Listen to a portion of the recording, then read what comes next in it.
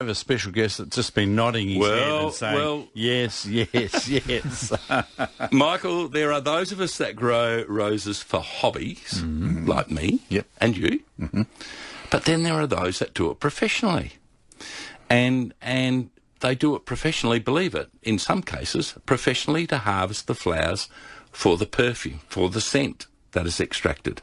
And in South Australia, Michael, and it sometimes slips under the radar that this is a South Australian company founded in South Australia, is an organisation called Jolique, which has been producing rose-infused creams, hand lotions, perfumes, all sorts of magnificent cosmetics now for, 30 years, 30-plus years. And we are absolutely blessed this morning to have the man who looks after all of the plants at Jolique, from which the flowers are harvested and from which they extract the scents that go into these exotic, beautiful, lovely, unctuous creams and lotions. And I refer to Nikita Soukhov. Welcome, Nikita. Yeah, Nikita, welcome. Hi, good morning. Thank you for having me. You were nodding there, concurring with Kelvin's description of the perfume of the Seduction Rose. Is this one of many roses that you use at Jolique? We grow around 14 different varieties on our farm. And vast majority of them are David Austin roses. Okay. But we also specific rose that was bred for us by George Thompson from Wollonga. Oh, George, fabulous, yeah. And last year I planted 4 additional roses that gonna go to a new product, and Rosa Damascena, Rosa centrifolia, Rosa alba, and Rosa rugosa. Classics. Rugosa, Classics. So you said for a new fragrance, so you have to plan years ahead before you can get the perfumes from the roses. It's not a fast process. It takes about 3 years from planting to the harvest. That's right, yeah. So how do you harvest? How do you keep the perfume, the scent? You know, it's a bit like coffee, isn't it? You can smell it like that, then you grind. You walk through the fields coffee and smell your clothes.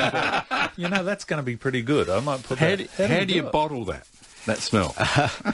Well, our harvest is done manually, everything. So we grow around 3,400 bushes of roses, and the harvest starts somewhere in November. And everything is done manually, where crew goes in between the rows and actually pluck the petals. Oh, you plucks the petals. That's right, yeah. And just deadhead it after, just to stimulate new growth. So is that done at a certain time of the day? Because, and I'm only an amateur here, but to me, the garden has the best perfume first thing in the morning. Yeah, you are correct. We're trying to schedule a rose harvest right in the morning hours, and when the dew is still in the air, and it just gives us the best oil content. So, Nikita, when you pluck the roses, what happens then to the rose petals? What do you do then? So after our crew is finishing harvesting, we take it into our drying shed, where we lay them on wooden racks, and it stays there for around a week to dry. And just in the air. It's a shed, kind of elevated shed, where the hot air goes up, and there is a dehumidifier inside. Okay. And after they dried, we seal them in vacuum bags, and they're ready for use. And when they're in this drying, in the vacuum sealed bags, we can store them up to 3 years. Wow. Yes. He's got a vacuum bag machine here. He'd be all I right. have my Sunbeam. That's right. and you don't lose anything at all. The perfume stays in the dried petal. That's correct, yeah. Wow. Amazing. Oh, okay. And then presumably when they're making a cosmetic, they then infuse the perfume, the flower contents into the cream to get the scent that we can smell when we apply the cream to our skin or face or whatever. Yeah, we use a unique process called a biointrinsic process, and that was developed by our co-founder. The smell of the roses actually inspires the fragrance of the products. Yeah. So it's rose driven.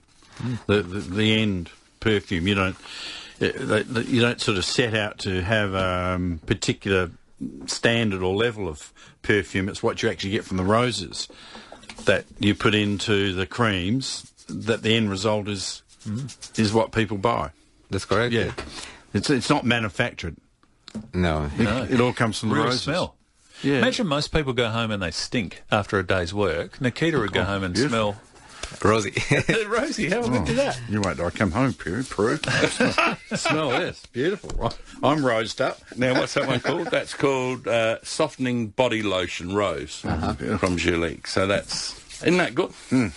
Now, that scent is just natural. I mean, I think, and this is a trend I've noticed in the World Federation.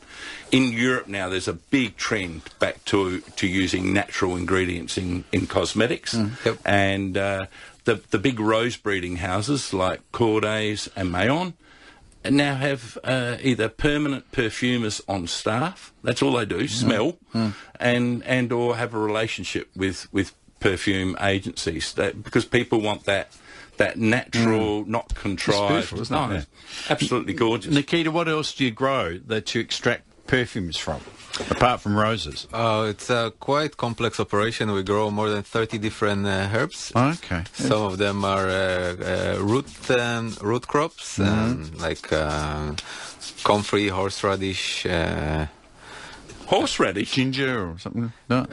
No, ginger. It's a good idea, actually. All right. My idea. Okay. We also have some tree crops. We use silver birch and black elders. Wow. Yeah. I didn't know that. No. What for? What do you make from that? That's softening and antioxidant properties. Gee whiz. Yeah. It's a real art, isn't it? Yeah. What about like basil or mint or parsley or anything? So, yeah. We have some products that we use for cooling properties, such as spearmint and peppermint, and other perennials and annuals, mainly from flowers from the northern hemisphere that have been used for thousands of years by humans. And so this is sort of exclusive to Angelique. A lot of these. I'm not familiar with any other operations. Wow. That, Yeah. That's incredible. But all this is happening right here, Right under on our our noses, doorstep. literally, in South Australia. I think I'd know that too. The amount of stuff my wife buys, I think I own shares Yeah, in me the company. too. Me It's too. I think amazing. I own the company. It feels like I've just walked it home. Like it's amazing. But You yeah. get staff price now, you'd be right. No, well, but isn't that great? Yeah. To think that this was created here in South Australia. It's now a product that's sold universally. You can walk into Heathrow, you can walk into Singapore, any of the great airports of the world, and you can see this product sitting there. But I feel as though I've taken what you've given me in this bag, the perfume, and put it on my skin. I know. There's Isn't that brilliant? nothing Isn't that lost in the clever? translation, really. No, isn't that clever? It's very... So pure organic botanicals grown in South Australia. They're saying nourishing avocado macadamia oils, natural rose fragrance, no free from sulfates, parabens, silicons, no artificial colours, no fragrances. How good's that? And it's like riding Mount Barker.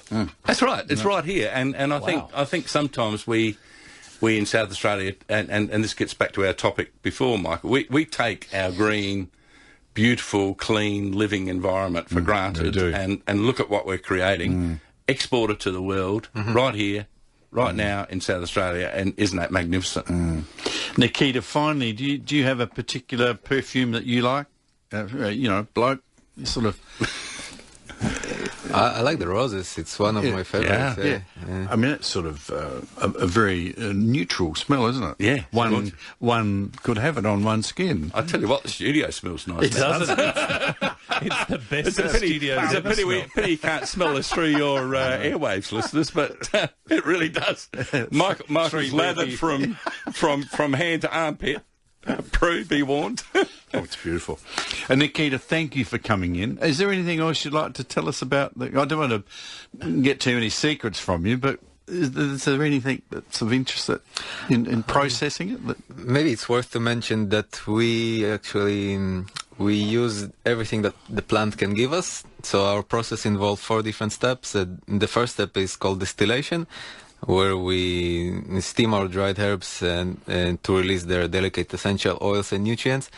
The next stage is called the percolation, where we put the petals under continuous shower of water that sometimes lasts for days.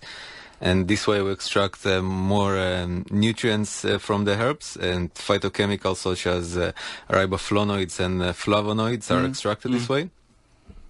And another stage is called ashing. So we grab the petals after we dry them and extract all the nutrients and actually burn them.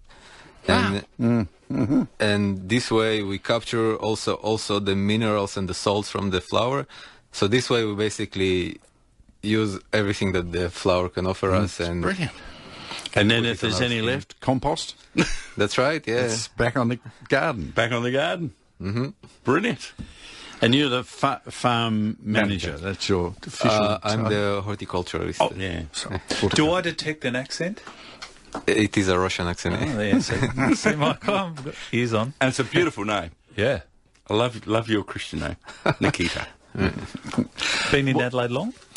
A year and a half, and before that I did some work with sugarcane in Queensland. Oh, beautiful. Like Adelaide?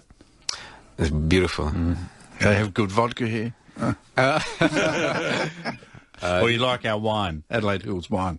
Oh, wine is beautiful. Yeah, terrific. Lovely to have you on board today, and in our state, part of our wonderful state we live in. And Kelvin, thank you for organising. No, it. my pleasure. It wasn't an easy just task. Fascinating. Yeah. Fascinating. Yeah. We're going to have the softest handshake when Nikita leaves. Beautiful, nice. It smooth is soft, hands isn't now. it? It is. Might start using it. Thank you. Thank you so much, Thank you, Nikita, for Nikita. coming in. Kelvin Tribble.